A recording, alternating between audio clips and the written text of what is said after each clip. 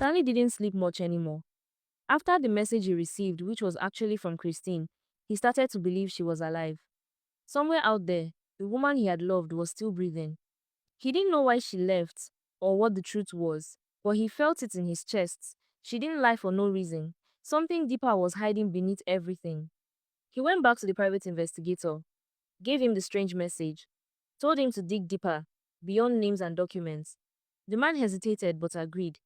A week later, he returned with a lead. There had been reports, scattered and mostly hidden, of a group moving through Manchester for years that has been taking in abandoned children, training and using them. There was no name or face to the group. Only stories, disappeared people, and untraceable crimes.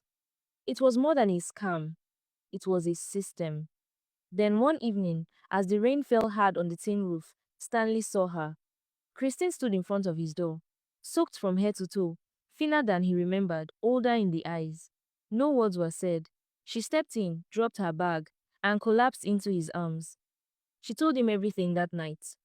She told him about the orphanage, the fake names, the handlers, the missions, the fear. She told him it was her first real assignment, but also the last one she ever wanted.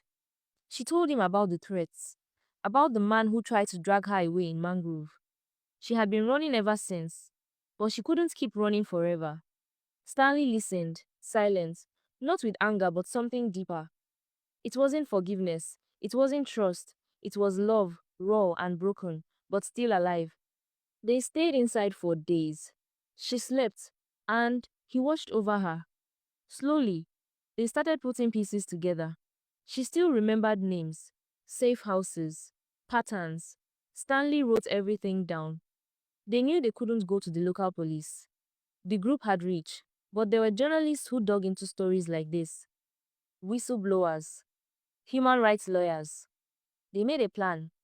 Christine reached out to an old contact from her orphanage days, someone who had escaped earlier.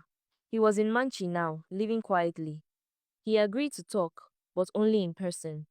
Stanley and Christine traveled there in secret, carrying the evidence they had gathered such as letters, phone numbers, photos, codes from her old life. The man confirmed everything, gave them more names and proof.